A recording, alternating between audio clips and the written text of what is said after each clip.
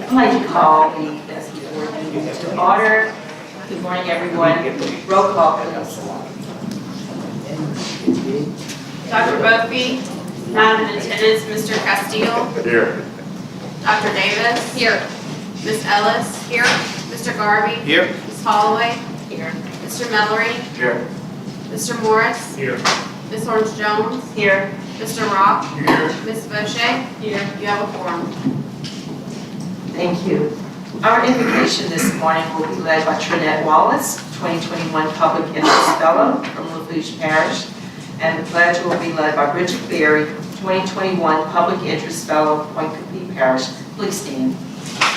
And ladies, if you would, please come forward.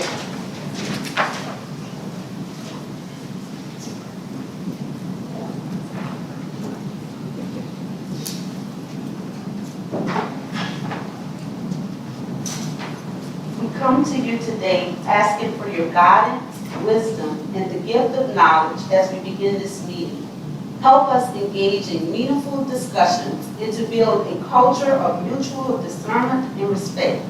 Be with us in our deliberations and help us to be wise in the decisions we make for the good of all those who have placed their trust and confidence in our leadership. Give us freedom to speak the truth boldly and with kindness. Give us patience to listen openly without prejudice, and give us confidence to discover and explore new possibilities. For all your past and future blessings, we thank you and we adore you, and we ask this in your name. Amen.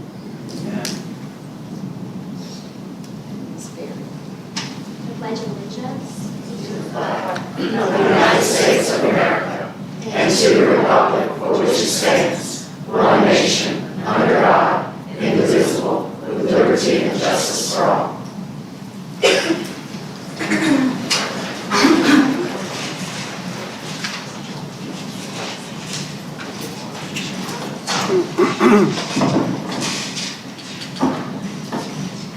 Thank you, President Holloway. At this point, we have a few recognitions that we would like to make, and it seems appropriate that this is the best time in the agenda to do so. And what we will do is we will start with our public interest fellows. And Ms. Holloway has information on our public interest fellows, and she will share that with the audience. It's quite exciting to announce and recognize our fellows today. Our first recognition is Ms. Bridget Berry, is a 27-year-old educator and 2021 Louisiana Teacher of the Year finalist. She presently serves as a 5th grade reading and English language arts teacher at STEM Magnet Academy of Point Coupee. She is a native of Vernon Parish and began her teaching career in 1994 in Vernon Parish, teaching at Fort Polk, Louisiana. She later moved to Rapides Parish, where she taught at Phoenix Magnet Elementary. After moving to Point Coupee, she taught at Rougon Elementary, where she earned National Board Teacher Certification as a middle childhood generalist. In 2006, she transitioned into educational leadership roles in Point Coupee Parish as an assistant principal and principal of Verda Elementary, then later as an instructional supervisor. In 2017, she made a personal decision to return to the classroom. She has been teaching at STEM Magnet Academy of Point Coupee since then, serving as school building level committee chairperson, as well as a mentor teacher. Berry earned a bachelor's degree in education from McNeese State University and a master's degree in educational leadership from Northwestern State University. And before we give her a big hand clap, Mr. Castile, I think we could share that recognition together. She's from Point Coupee. Mr. Castile and I are both district members for that district, so we do congratulate you, and let's give her a hand.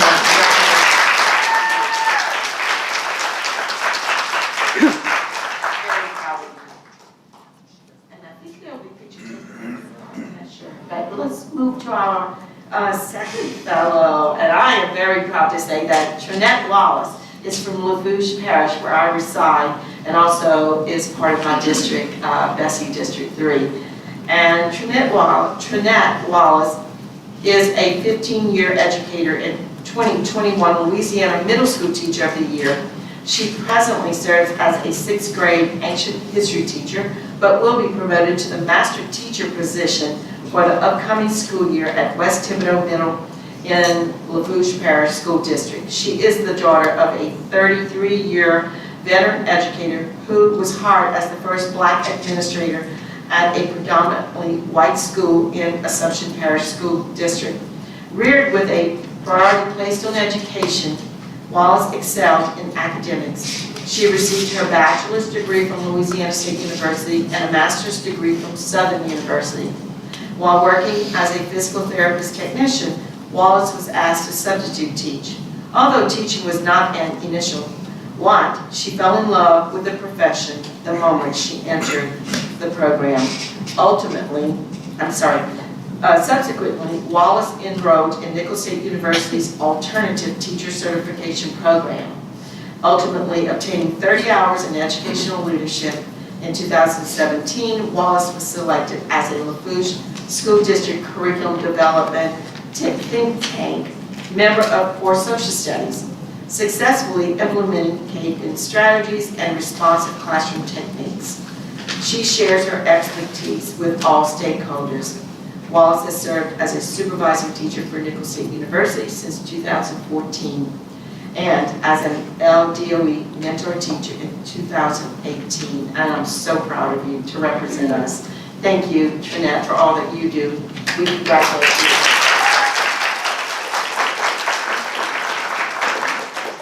Are we good, Ted? You're good with pictures? You want to get them all at one time? All one time, you got it. Thank you. Thank you, President Holloway. We're really excited about Bridget and Trinette because they will be working with us thinking about new teacher experiences and then also diversifying our workforce from throughout the state. So we're looking forward to the thought partnership with you and our agency, and I know that you can help push us forward. So thank you for that. Next, we are going to recognize a group of individuals who are part of our special education fellowship. Our SPED Fellow Academy. This is a place, we talked about yesterday with our stimulus dollars, where we want to rethink special education in our state. It's an area where we probably have not built enough capacity over the last few decades, and we need to do that. And the individuals in the audience here certainly represent a hopeful future in doing better for kids in the area of special education. And so what we're going to do is recognize these individuals who have participated in the fellowship over the course of the year and have completed that fellowship. And now we have just super high expectations for the amazing work you're going to do in the field every day as a result of our shared investment in each other. So the names will be called. President Holloway and myself will be at the front to offer a certificate, and we'll do pictures with that front.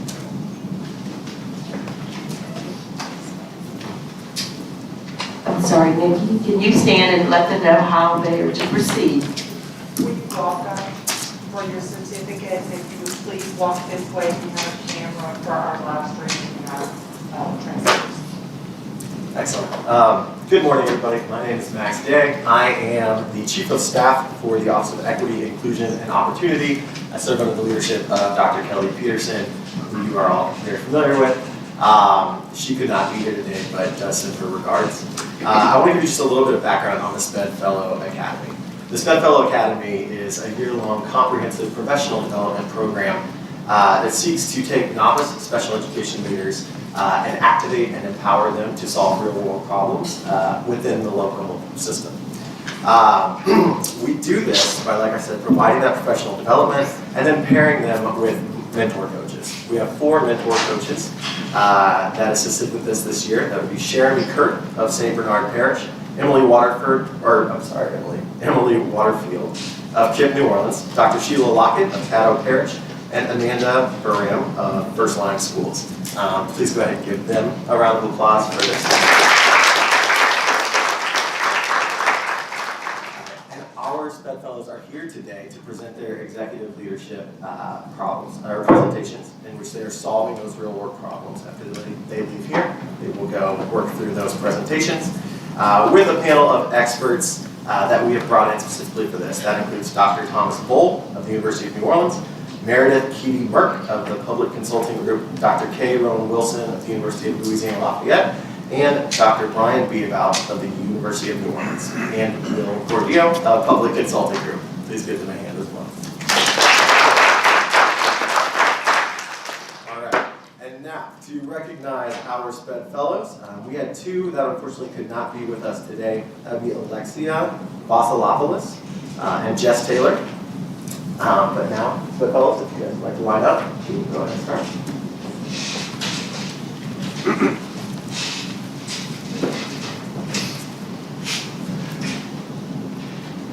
All right, starting with Keith Scott from Evangeline Parish School District.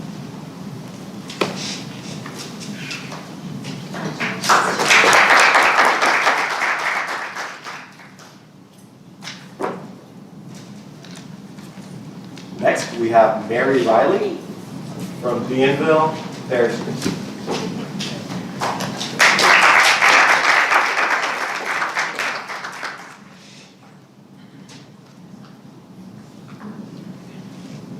Next, Lynn Hathaway from Ascension Parish Public Schools.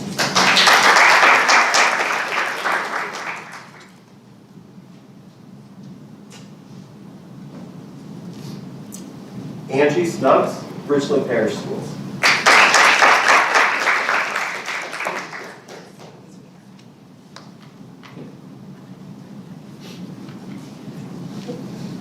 Christine Landry, St. Tammany Parish Public Schools.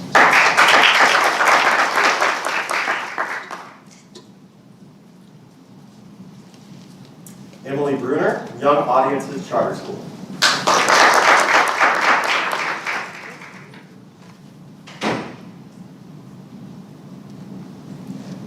Michelle Hill, Louisiana Virtual Charter Academy.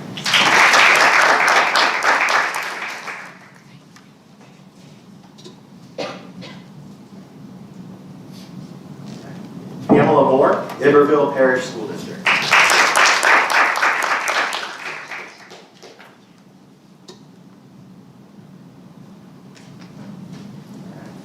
Dawn Petra from Avoyelles Public Schools.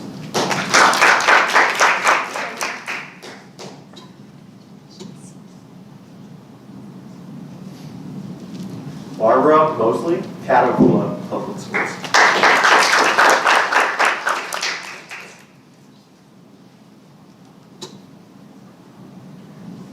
Last but not least, Catherine Rice from Redesign Schools, Louisiana.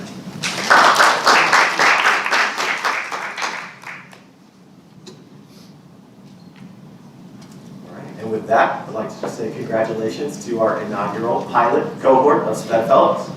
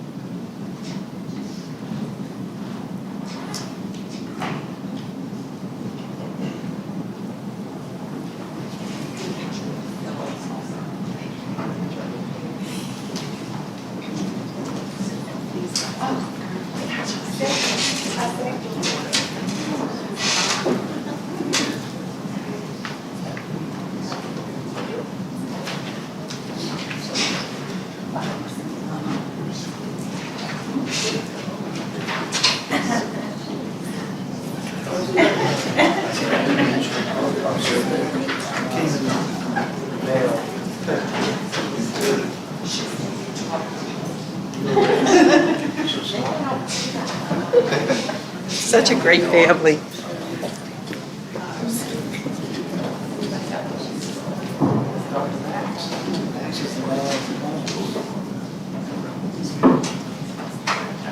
One additional recognition that we would like to make at this time, we actually did this recognition in May at the school, so all of the banners and posters and balloons and all those fun things are left behind at the school, but we did want to take time to invite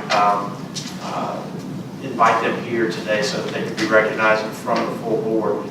We began with the soft rollout of a new initiative or a new award recognition program this spring called Models of Excellence. And so Our Models of Excellence program is an opportunity to honor good work that's happening in the field, but also it's an opportunity to have individuals, other educators come in to schools and see system leaders or school leaders or teachers or programs that are really working for kids. And over the course of the next year, we'll have a number of models of excellence throughout the state where we will be offering recognition, celebrating educators and their work. And so our inaugural Models of Excellence Award this May went to the school out of New Orleans that really has done some amazing work this year around literacy. The Models of Excellence Awards will all be tied to our priority areas. Literacy, of course, is one of those areas. This school participated in our pilot program that we ran over the course of the year around a number of different literacy endeavors. We've learned a lot from them. Hopefully they've learned a little bit from us along the way, but it's been a good team effort. And so much of the information that has been shared from them to us and us to them will be beneficial as we try to move to scale and doing better for kids in terms of their ability to read. And so I'm really thankful that from First Line that Sabrina Pence is here, as well as Liza Kostreva from Phyllis Wheatley School in New Orleans. And while we do not have the banners in the balloons, we had them, and they were amazing. And at this time, if we would just give Phyllis Wheatley a round of applause for the work that school.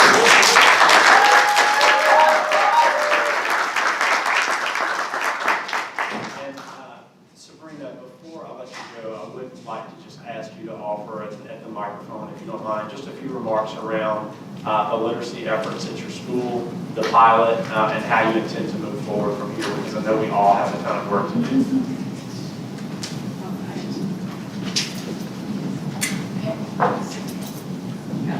All right, well, so thank you for inviting. First of all, thank you so much for recognizing the efforts. And really, like, so much of that is because of the resources that the department also brought to our school. We are so grateful to have had some amazing training in literacy, and also to be able to have a literacy coach in the school. And we, over the course of this year, we have learned a lot that we're going to be able to use to impact our other schools, and hopefully can also continue that learning. So one of the things that we'll be doing, we have to participate in the AIM Institute training at our school, and that's something that we are now actually just starting with all of our leaders this summer, and our goal is to be able to do that with all of our teachers as well. And it is very rich training in the science of reading.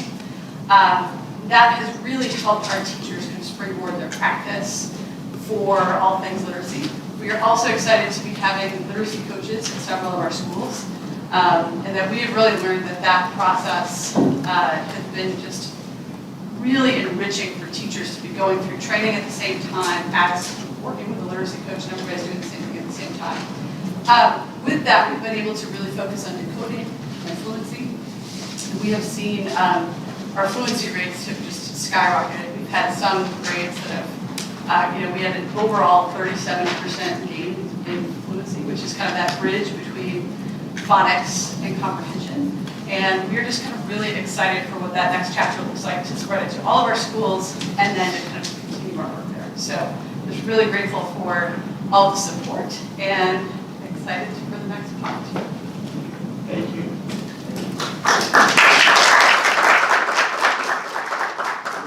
Really challenging work, and I'm thankful that you're leading that work. So keep up the good work. Thank you, Sabrina. Dr. Bromley, thank you. This is great, seeing all these wonderful things happening in our state with these individuals. So congratulations to all of you. We will move on with the agenda. Next item, please. Next item is approval of the agenda. Motion, please. Dr. Davis and Mr. Garvey, second. Any objection? Motion carries. Next item, please. Next item is approval of the minutes from April 21st, 2021 and May 12th, 2021. Mr. Rock? Moves and second. Mr. Morris? Thank you. Any objections? Motion carries. Next item. Next item is report by the State Superintendent of Education. Dr. Bromley? Thank you. So just briefly want to share out a few areas where we will be providing additional focus over the course of next year as a preview to that. One of those is early childhood education. You know, I have shared and believe to be true. The greatest educational challenge of our generation is early childhood education, when, you know, only about 40% of our kids in the state come to kindergarten on day one with the necessary skills that they need. And we know in our most impoverished communities, those concerning numbers are greater around kids who aren't prepared for day one. And so we do have a lot of energy from the legislature. We have energy from various city councils and parish governments. I tend to think the Early Childhood Incentive Fund at the state level is really the key to advancing that, because you see a local investment being matched by a state investment. It feels like a team effort. It feels like something that when educational leaders and other leaders in systems are talking about early childhood, whenever they can speak about that match at the state level, you get more buy-in at the local level. So, you know, we will continue to work to support that, but also using the dollars that we have for early childhood in the stimulus to make sure that we are building a bridge from an infrastructure perspective, so that a few years down the road, when those stimulus dollars end, that hopefully our state investment is a place where we can keep that movement going. Next is just literacy. We highlighted that here today, but really trying to focus on the science of reading, and not just saying, hey, we're teaching reading, but we're being deliberate in the science of reading, and knowing that it's hard work. It's hard work, but we believe that we can do it. It's going to take a number of different things, from giving teachers some of the professional development that they need and deserve and want.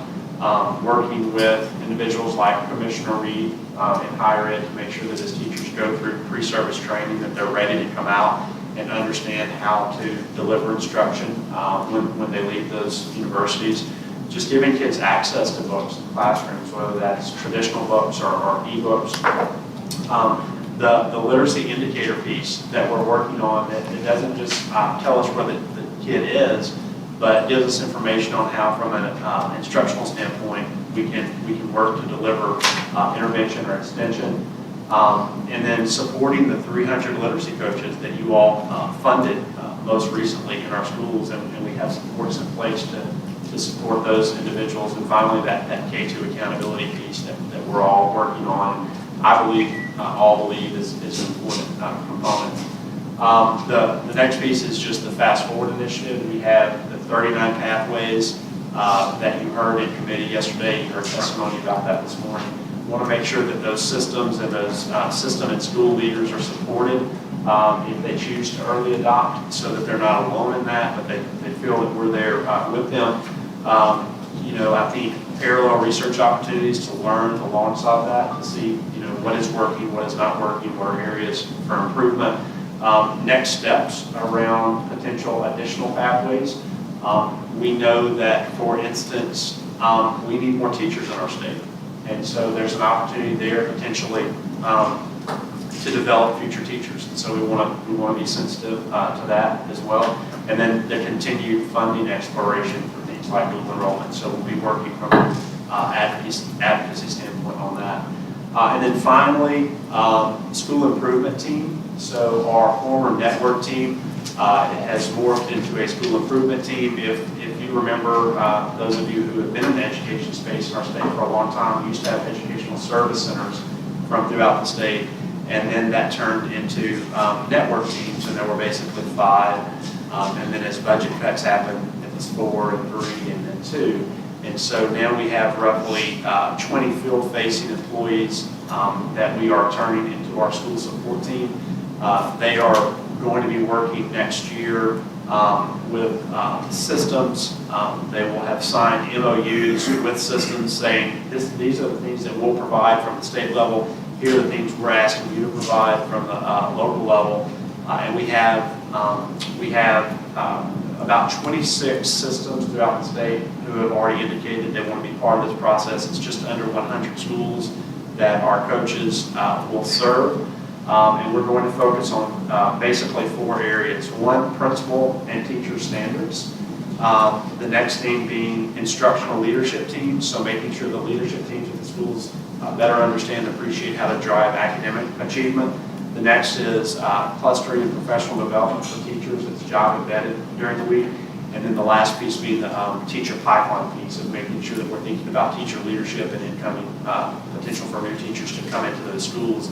And so we are training that team of about 20 people right now. They're getting standardized training. School systems have been able to determine, of these 4 areas, standards, ILTs, clustering, professional development, or teacher pipeline, what makes sense to you? Where do you want our work to focus with you? And we'll do data tracking around all of that. And probably next year, the fall of one of our BESE meetings, we'll have a presentation around this process. We just wanted to make everyone aware that we're doing that, focusing on some of our schools that need the support the most, and trying to give them the attention that they need for their students. And so I just wanted to preview with the board some of the areas that over the course of the next year where we're going to be leaning in. So thank you, President Holloway. That concludes my report. Thank you. Any discussion, comments? Yes, Mr. Morris. Thank you. I just wanted to thank Superintendent Bromley for the invitation he extended to me and others to the Teacher Leader Summit in New Orleans. I really appreciate his leadership. It was a very trying year for everyone, but especially for our teachers. And Superintendent Bromley did a great job pulling that together with his team, and particularly the level of morale. I thought was really fantastic. So just thank you for that, and you and your team. Yeah. Had 2,000 educators. I believe it was the first event in New Orleans since the beginning of COVID. So our team did a great job on that, and so thank you for that this morning. Absolutely amazing. It was amazing, and the atmosphere, the engagement of the teachers, and the positiveness, like you said, Mr. Morris, the happiness. It was good. It was great. I think we should view the video. I mean, it was so impactful and powerful. I teared up because there's a lot that happened this year, and I think it'd be great for the rest of the board, or just share it with us so we can watch it. Yeah. So, yes. Some parts of that are better than others. You did a great job acting up there. So it was good. Oh, it was brilliant. Was it Zach? Yeah, Young man? Yeah, it was great. Yeah. Thanks. Absolutely, it was great, and it was such a great view of a coordinated team effort. And like, there was no flaws. We didn't see any flaw from the department in this delivery of the summit, along with Dr. Crum. It was good. It was beautiful. Thank you. All right, we have a comment on this. On 4.1, yes, Dr. Keith Corville. Please come forward, identify yourself and your agency, please. Thank you.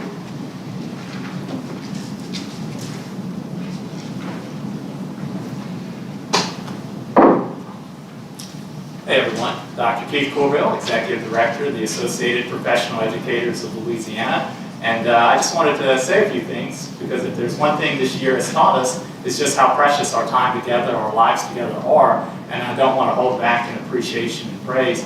I want to say too that, following up with what our fellow educators have started and said, is that it has been a difficult year for everyone, immensely difficult for every educator. And one of the consistent bright spots has been Dr. Brumley and his leadership and his staff at the Department of Education.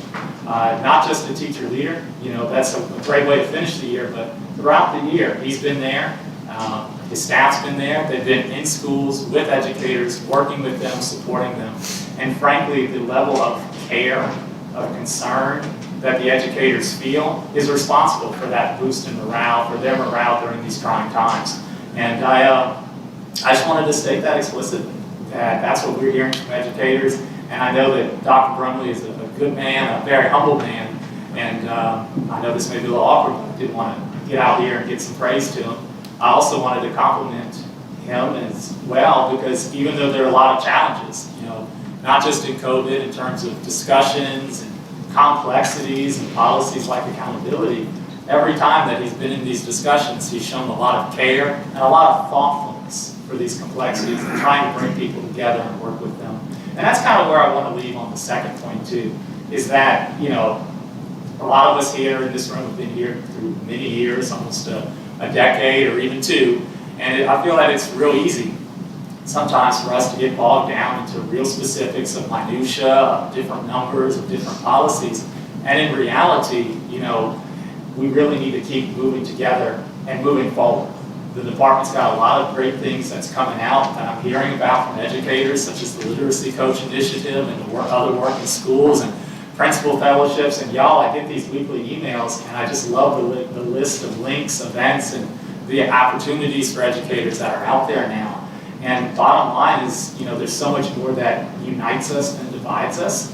And I think that we all should share in that and recognize, your work as a team, because frankly, the success of educators, the success of kid children, the success of Dr. Brumley and the Department of Education, that you all share in that success as well. So I'm really hoping that whenever there's things like the accountability, that you all are all able to come together, move forward in support of each other. So thank y'all for what y'all do, because God bless y'all, and know that BESE is long, arduous, and all these other commissions at least get paid for different things, right? So y'all are doing this out of the goodness of your hearts, for real. So thank you for everything that you do too. But let's keep moving together. I think that this coming year is going to be a great year, and I'm looking forward to seeing you all throughout. Thank y'all for your work. Thank you, Dr. Corbill. Anyone else have a comment moving forward? Thank you, Dr. Brumley. Next item, please. Next item is report by appointees, BESE member appointees to task force and commissions. Does anyone have a report? Any BESE member? Yes, Mr. President. I do. A couple of items. I was appointed, thank you, President Holloway, to the Louisiana School for Math, Science, and Arts, and now attended 2 school board meetings, and it is, what an impressive school and organization. I'm constantly reminded that while it's a high school, it is very much like a college. I got to sit through a presentation of new faculty that they're bringing on board, and the number of PhDs that they have on their staff is amazing. They do a great job. Had challenges like every school throughout the pandemic, weathering it well, and I think that they're going to continue to emerge as a phenomenal school for the state of Louisiana. They're working on enrollment to pick that up. Had some challenges during the pandemic. Working hard with marketing to get the word out about the school. And then the second is, as you know, President Holloway, we've been working with the Louisiana Supreme Court with the Chief Justice's initiatives, judges in the classroom, and they have provided a video to the department and BESE to share with educators on their work in terms of civics education. So that's coming along great, and just want to thank again BESE leadership as well as the department for engaging on that particular topic. Thank you. I have a question in regards to the Louisiana school. We've been speaking about fast forward and dual enrollment. How do they operate? Because it's such a high functioning school with their credits. I don't know in terms of their credits, mainly. I defer to Dr. Brumley. I'm still too new to know about the details of their dual enrollment. Just be interesting because these are high caliber kids. Yeah, I spoke that wasn't yesterday evening, the evening before last, with Dr. Horton, Steve Horton, who's the president of LSMSA, superintendent, I don't know his exact title.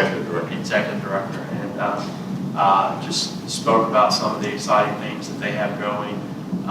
He appreciated some of the support that we have provided for them financially through stimulus dollars to do some of the things that they need to do.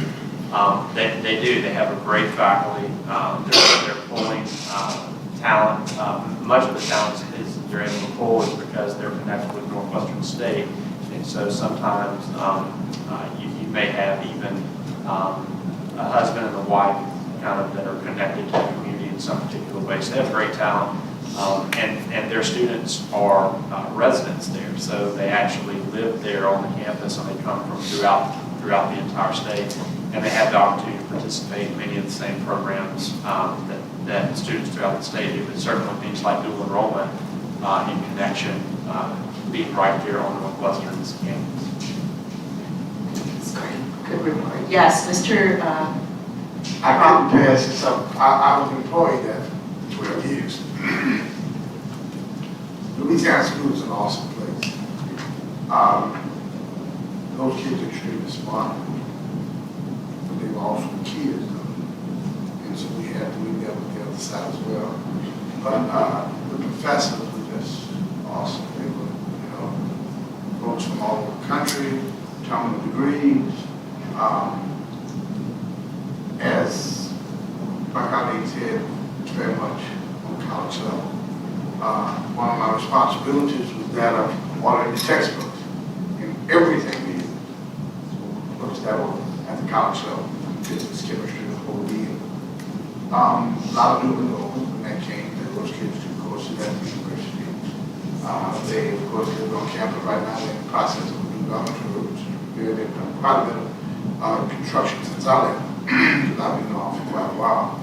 But as the president said, they experienced a problem around the state. But Dr. Hill also started at school in 1983, I think it was. The first class graduated in 85 because I joined them shortly thereafter.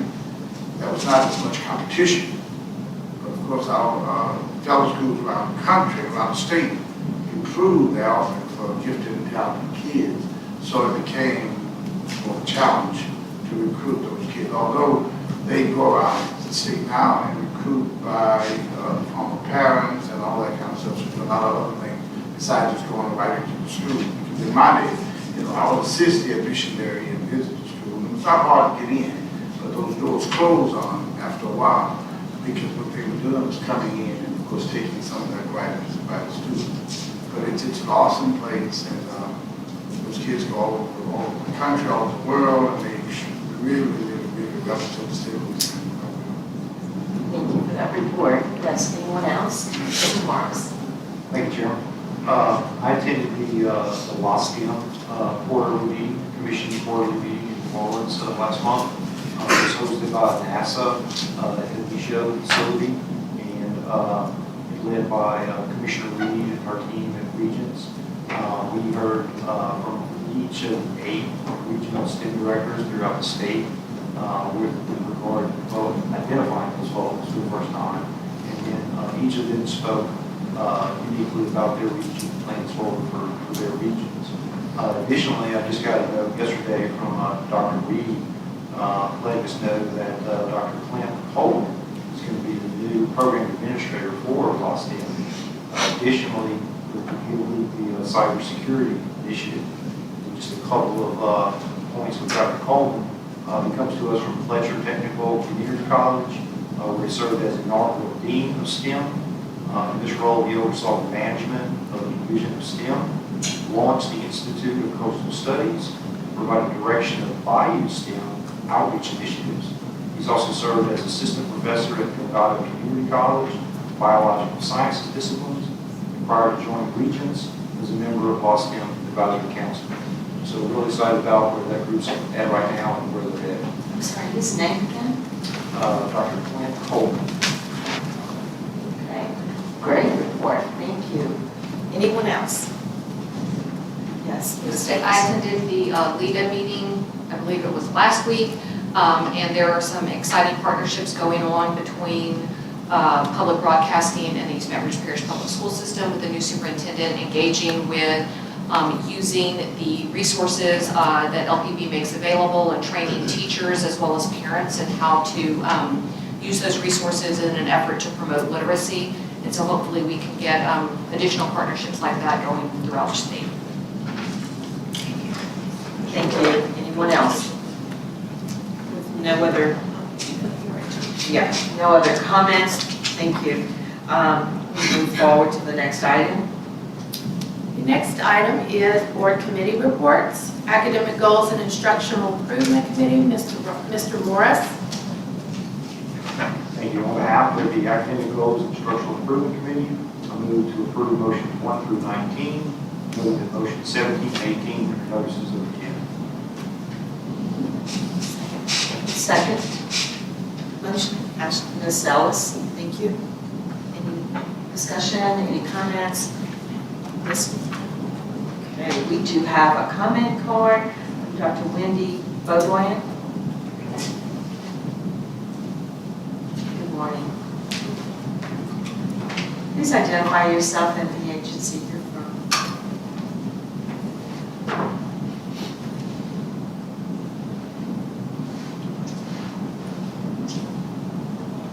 Dr. Wendy Beaudoin on behalf of the Louisiana School Boards Association.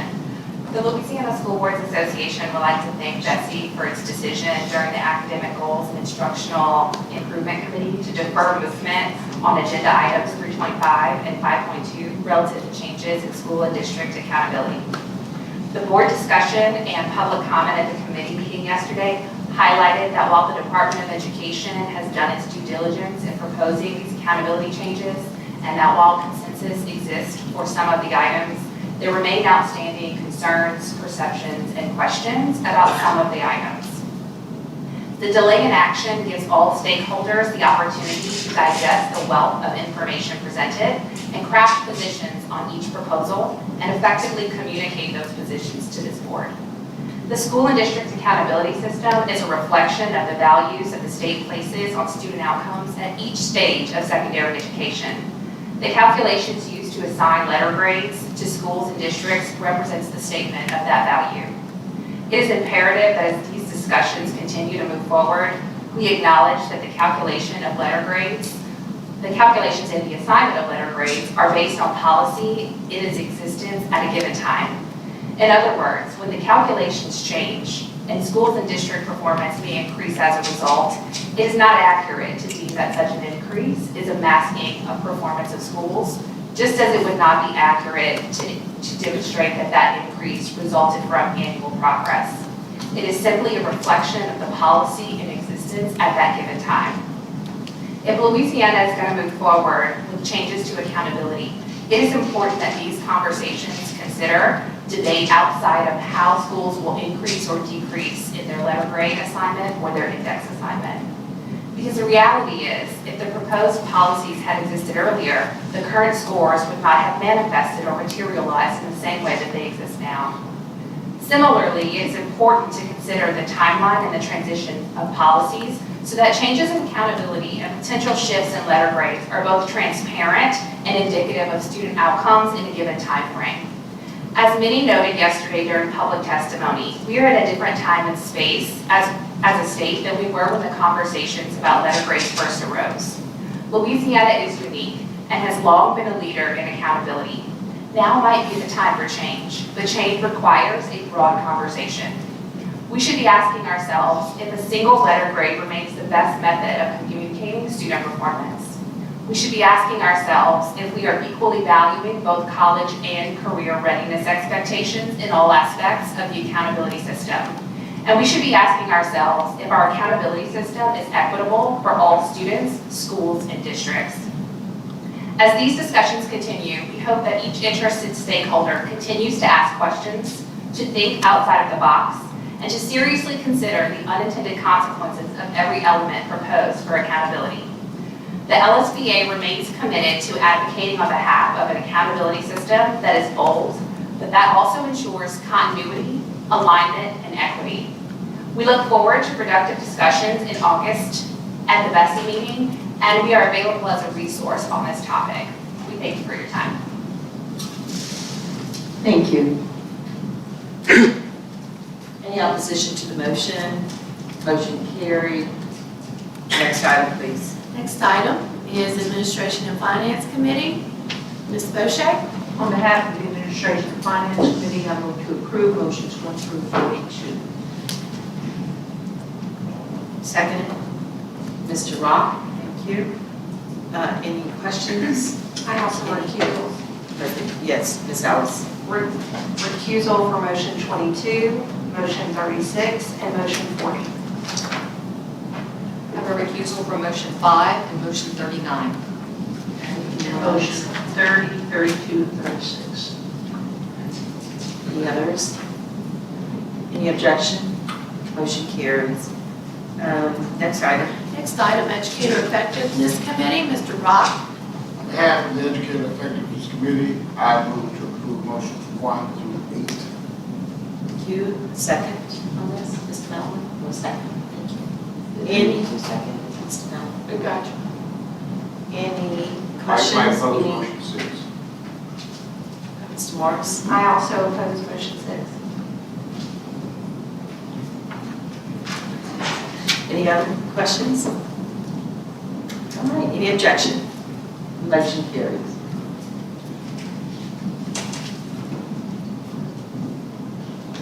Next item, please. Next item is School Innovation and Turnaround Committee, Mr. Castillo. On behalf of the School Innovation and Turnaround Committee, I move to approve motions 1 through 9, noting that motions 8 and 9 are notices of intent. Second. Second on this? Yes, Mr. Morris, thank you. Any comments? Yes? I'd like to note that I'm opposing motion 6 and motion 9. Okay, I oppose motion 9. Any other comments? No other comments? Any objection? Motion carried. Next item, please. That concludes your agenda. Ms. Holloway, may I just, a moment of privilege, if you don't mind? Before we adjourn. Yeah, I don't do this, usually this room has more people, but it just feels like an okay time to do this. It's summer, the room is clear. I just want to recognize the team that I have here, Gar, right. This certainly is not the entire team, and some people are out taking care of other responsibilities today, but from our chief of staff, Dr. Quintina Timmel, all the way through the organization, these people are deeply committed to the kids of the state and the various roles that they play. And I could not do the work without all of them there, as well as the members of their team. So it just feels like right now, with it being a summer meeting, that it is an appropriate time for me to recognize our team at the agency. So thank you for allowing me to do that.